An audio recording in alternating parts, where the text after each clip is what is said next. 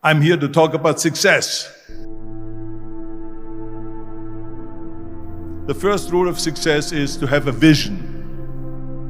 You see, if you don't have a vision of where you go, and if you don't have a goal where you go, you drift around and you never end up anywhere. I mean, as you know, I was born in 1947 in Austria after the Second World War. So I was very fortunate that I stumbled onto my vision. And I didn't really like Austria when I grew up. I couldn't wait to get out of there. I couldn't see myself becoming a farmer or a worker in a factory or anything like that. Even though my parents wanted me to stay there and have a normal life. But that was their vision, not mine. My vision was totally different. I felt that I was born for something special, for something unique, for something big. Then one day I went to school. I remember I was 11 years old, and they showed a documentary about America. And there they showed in this documentary the huge skyscrapers, the high-rises, the huge bridges, the 6-lane freeways, and all of this stuff. And I said to myself, that's where I want to be. I don't want to be around here with these little farmhouses and these little buildings. I want to be in America. One day after school, I walked by a store in Graz. So I went inside and I looked around, and then I saw a magazine. I saw a bodybuilding magazine that had Reg Park on the cover. Reg Park was then a 3-time Mr. Universe. And I saw him on the big screen as Hercules. I read that and I said to myself, wow, this is the blueprint for my life. This is exactly what I want to do.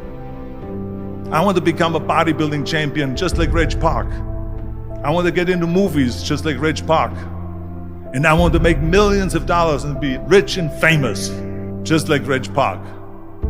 Do you know how great it felt that I knew where I was going? Imagine the majority of people don't know where they're going. I knew where I was going, that I'm going to become this bodybuilding champion just like him. So it was just a question of how do you do it? I was so relieved, because when you have a goal, when you have a vision, everything becomes easy. So people always ask me, when they saw me in the gym in the pumping iron days, they say, why is it that you're working out so hard? 5 hours a day, 6 hours a day, and you have always a smile on your face. And I told people all the time, I said, because to me, I'm shooting for a goal. In front of me is the Mr. Universe title. So every rep that I do gets me closer to accomplishing that goal, to make this goal, this vision turn into reality. Every single set that I do, every repetition, every weight that I lift will get me a step closer to turn this goal into reality. So I couldn't wait to do another 500-pound squat. I couldn't wait to do another 500-pound bench press. I couldn't wait to do another 2,000 reps of sit-ups. I couldn't wait for the next exercise. At the age of 20, I went to London and I won the Mr. Universe contest as the youngest Mr. Universe ever. And it was because I had a goal. So let me tell you something, visualizing your goal and going after it makes it fun. You got to have a purpose no matter what you do in life. You got to have a purpose.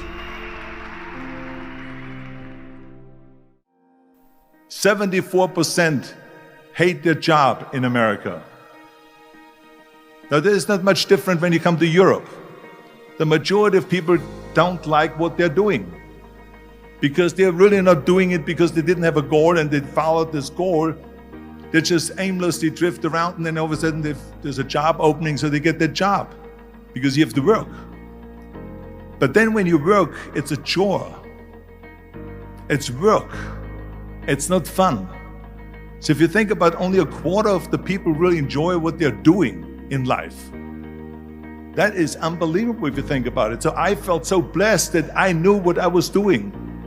It's like a medical student that studies and knows he wants to become a doctor. You know where to go.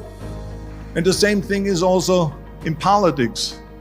I remember that in politics, I had a very clear vision that I will be the leader of California. This is as far as I could go because I was not born in America, so I could not run for president. So being the governor of the fifth largest state, the largest state, the fifth largest economy in the world, was for me really the ultimate title, the ultimate accomplishment in politics. So even though people came up to me and says, why don't you go and run for something smaller, you're never gonna make it. I ran for governor, and then 2 months later I became governor of the state of California. Again, because I had a very clear vision what I'm gonna do with California. So that's rule number one, have a vision. Rule number two is, don't listen to the naysayers.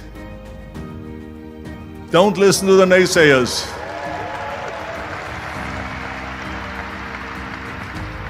Everything I ever did, the thing that I heard out of people's mouth was, that's impossible. That can't be done. Or no. That is exactly what I heard, and of course I proved to the people that it can't be done. So whenever someone said to me, it can't be done, I heard, it can be done. When they said no, I heard yes. And when they said it's impossible, I heard it is possible. I'm a strong believer of what Nelson Mandela said, that everything is always impossible until someone does it. Well, I'm gonna be the one, I said to myself, I'm gonna do it and I'm gonna show it to them. Maybe it has never been done before. That's perfectly fine with me. But I'm gonna do it. And I did not listen to the naysayers. It's all about the hard work that you put in. I said to myself, in bodybuilding I worked out 5-6 hours a day. I'm gonna do the same thing now for acting. And of course I went to college to study English. I studied the accent removal, acting classes, and all of this stuff, all day long. I worked and I worked and I worked. And within a short period of time, I made one movie called Hercules in New York, which of course went right into the toilet. But it didn't discourage me. I still had the same vision. And then all of a sudden I did Streets of San Francisco. I did Stay Hungry and Pumping Iron and The Villain. And then all of a sudden I was asked by Dino De Laurentiis and by Universal Studio to star in Conan the Barbarian. And after I did Conan the Barbarian, the director at the press conference said to the press, the director was John Milius. He said to the press, if we wouldn't have had Arnold, we would have had to build one. So think about that. The very body that they said can never be sold because the time is wrong. A few years later, I'm doing Conan the Barbarian, and it was the #1 hit at the box office when it came out in the summer of '82. Think about that. And the director says, if we wouldn't have had his body, we would have had to build one. So all of a sudden, my body became an asset, not a liability. And the same thing was with Terminator. After we were finished filming Terminator, Jim Cameron said to the press, if Arnold wouldn't have had that accent and talked like a machine, I think the movie wouldn't have worked. So think about that. The body and the accent that they attacked was an asset. But I didn't listen to those losers. I didn't listen to them at all. It's just the reality of it is that you cannot listen to the naysayers. So this is a very important lesson for all of you. So when someone says, no, this is a stupid idea, you in your mind, you don't have to say it, but in your mind just say this of you asshole. What do you know?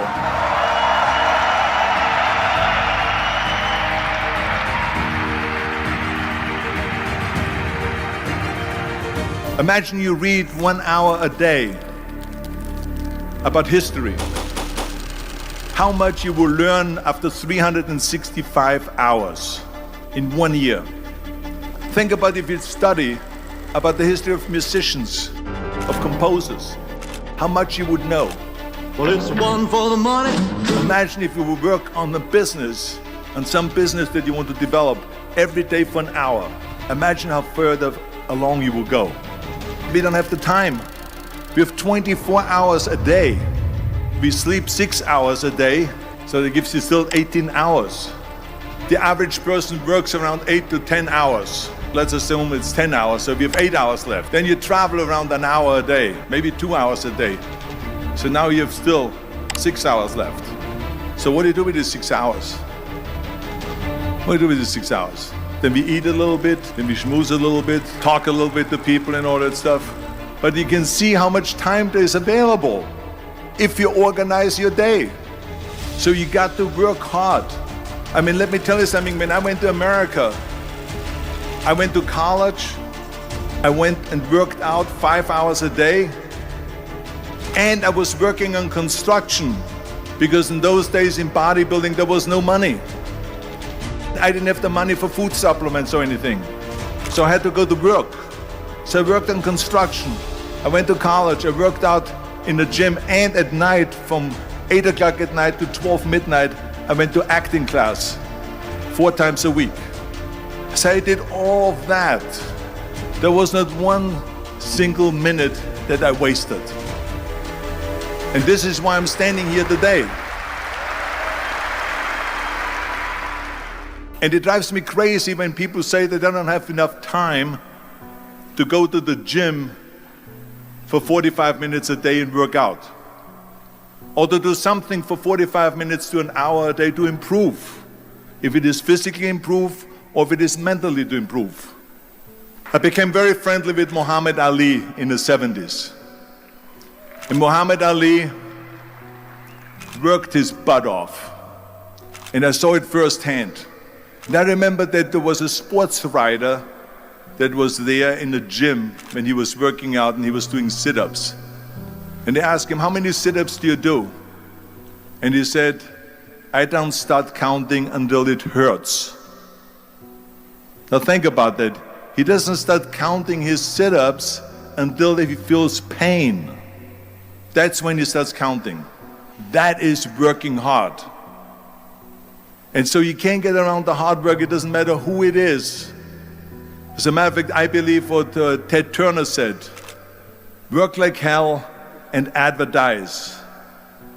Work like hell, go to bed, early to rise, work like hell and advertise. So you work your ass off and then you let the world know about your work. That's what it is all about.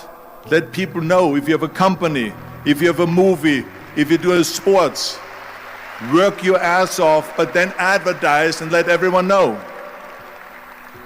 The first rule of success is to have a vision. You see, if you don't have a vision of where you go, and if you don't have a goal where you go, you drift around and you never end up anywhere. Born in 1947 in Austria after the Second World War. And I didn't really like Austria when I grew up. I couldn't wait to get out of there. I couldn't see myself becoming a farmer or a worker in a factory or anything like that, even though my parents wanted me to stay there and have a normal life. But that was their vision, not mine. My vision was totally different. I felt that I was born for something special, for something unique, for something big. So I was searching. I saw a bodybuilding magazine that had Reg Park on the cover. Reg Park was then a 3-time Mr. Universe. And I saw him on the big screen as Hercules. And on the cover it said, how Reg Park, Mr. Universe, became the Hercules star. I read that and I said to myself, wow, this is the blueprint for my life. This is exactly what I want to do.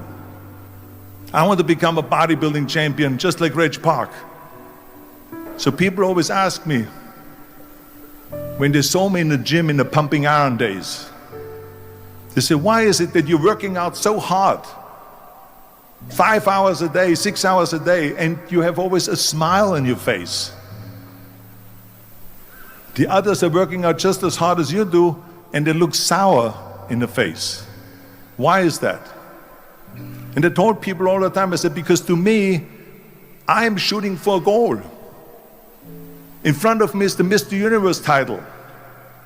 So every rep that I do gets me closer to accomplishing that goal, to make this goal, this vision turn into reality. Every single set that I do, every repetition, every weight that I lift will get me a step closer to turn this goal into reality. So I couldn't wait to do another 500-pound squat. I couldn't wait to do another 500-pound bench press. I couldn't wait to do another 2,000 reps of sit-ups. I couldn't wait for the next exercise, for the next half hour of posing and all the kind of things that you have to do to be a champion.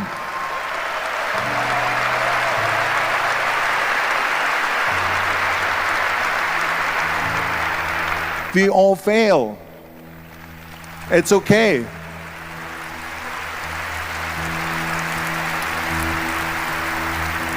What is not okay is that when you fail, you stay down.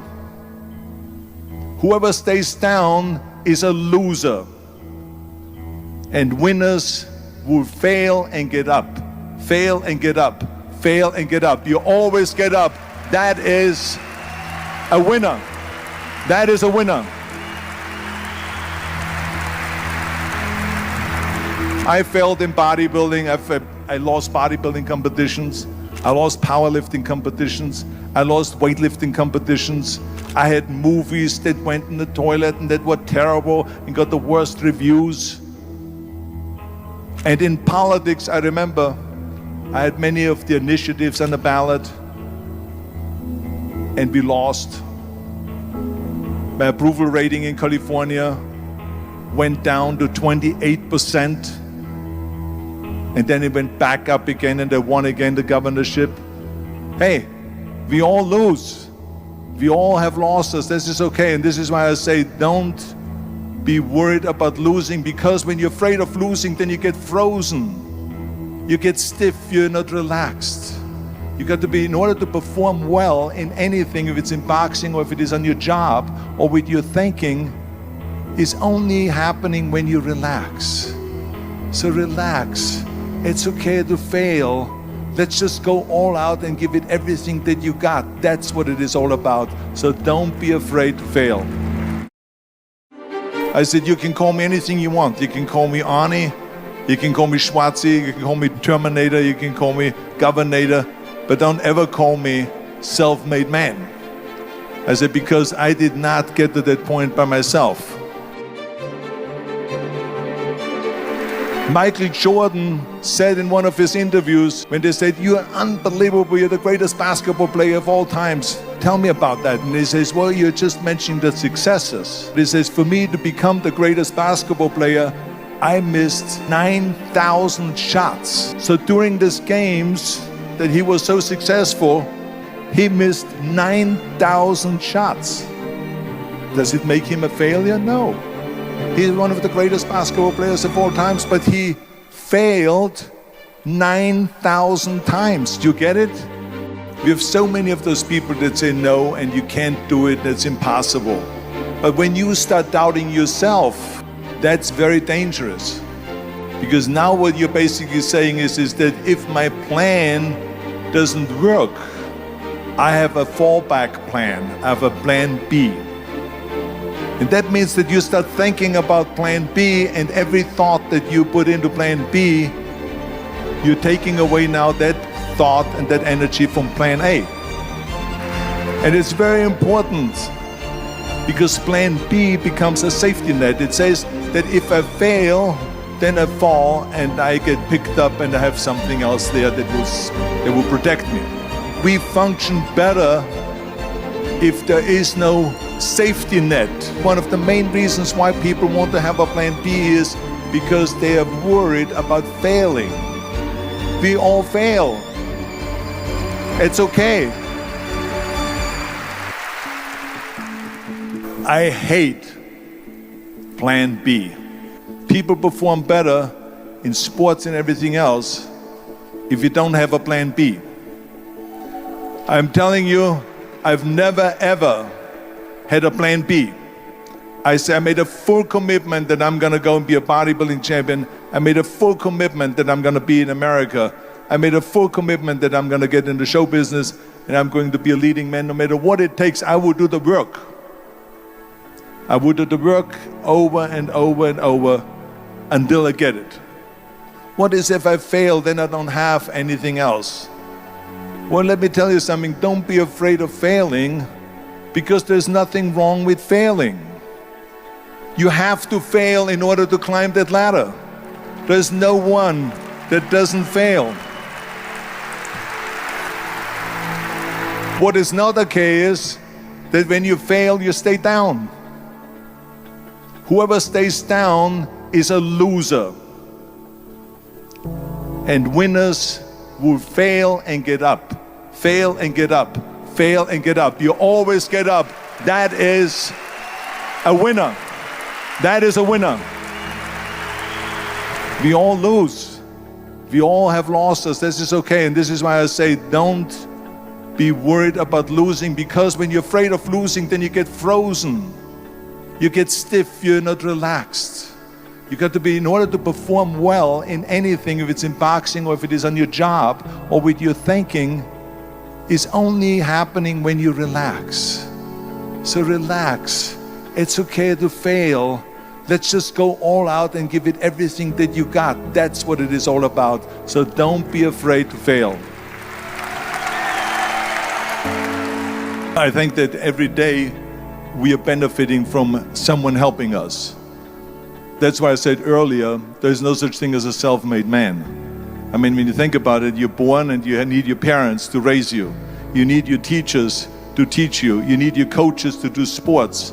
Out of the thousands and thousands of people that helped me, Albert Bussig was one of them that helped me to translate into English so I could fill out my entry form for the Mr.Universe contest.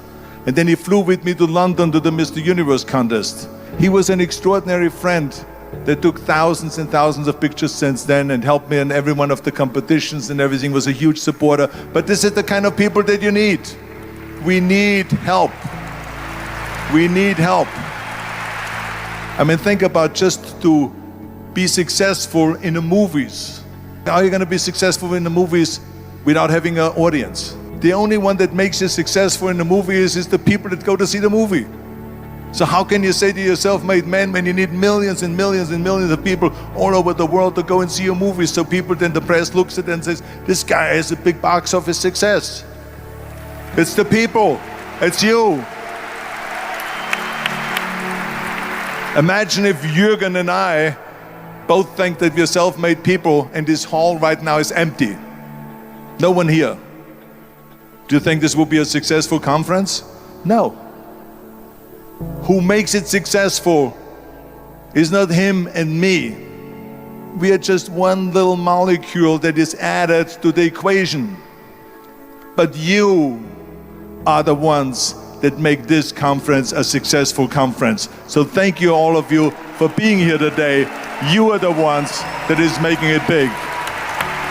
You can only feel complete as a person if you think about what can you do for your fellow member around you that maybe needs help. I felt like that everyone has a different motivation why you get into that. I was an immigrant going to America, and I saw how America was the most generous country in the world. I mean, they opened up their arms to me, they helped me, they invited me for Thanksgiving dinner, the people, they helped me. And I saw that firsthand, this generosity in America. And I said to myself, as an immigrant that is being embraced with open arms, that I need to go and make sure that I give something back. Right? Because I started thinking about how did America become such a great country? How did America become such a generous country? Well, I look back in history and I realized that people have fought for America, and people have died for America, and people have suffered for America. And so it's my job now to contribute to keep it as being the #1 country in the world. And this is when I started feeling obligated, and I said to myself, so what can I do?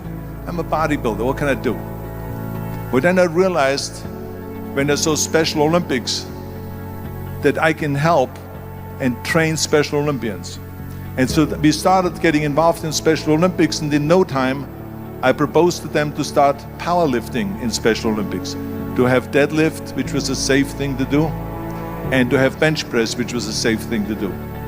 And it became the #1 sports in Special Olympics, powerlifting. They always have a packed hall of 5,000 people. And I became the national trainer and the international trainer of Special Olympics.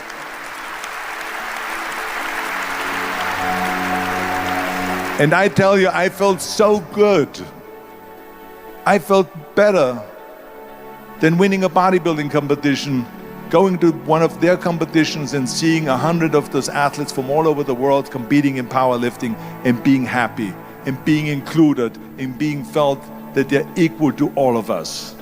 It was the most unbelievable feeling, and this is why I got so excited about it that then after that, I started, going around to military bases in America and training our military personnel. Because in those days, bodybuilding and weight training wasn't popular. Now it is. Now when you go to Iraq, to Baghdad or something like that, and you see the American soldiers train, they have the biggest facilities. It all changed. But in those days, it wasn't popular at all. So I went from military base to train the soldiers and the sailors, and the airmen and all of them. And the more I got into that, the more I realized how good it feels to give something back. And that's when my idea came about after-school programs, because after school, when I traveled to all the schools to train the students, I saw there was a huge gathering of students after the school was over outside the school. And I asked the school principal, what are all the students doing? And he said to me, Arnold, you have to understand that 70% that the kids in our schools, they come from parents where 70% of the parents are both working. So therefore there's no one there picking them up. So that's got me the idea to start after school programs, to keep those kids in school while the parents are working and to offer them homework assistance, tutoring, sports and fitness programs and arts programs, music and painting and so on. And it became a huge success. So as you know, it becomes addictive. When that became very successful, now we have after-school programs all over the United States. Then, of course, when 2003 happened, where there was a governor's race in California, I said to myself, now is my chance to jump in there and to really give everything. And people said to me, are you crazy to run for governor? When you're governor, he says, you cannot go and make movies anymore. I mean, I know that you can't run the state and make movies. Of course not. He says, well, you would lose all these millions of dollars. I mean, you're getting 20, 25, 30 million dollars a movie, you will lose that. I say, I don't care. I say, all the money that I made is because of America. My success is because of America. Everything that I've accomplished is because of America. I say, so for me now to give something back for 7 years and not to make money makes no difference to me. I say, I'm gonna do it. And I jumped in the end of the race and did it. And let me tell you something. I'm not poor because those 7 years I didn't get paid. I'm perfectly fine, and it made me feel good that I could give back to America.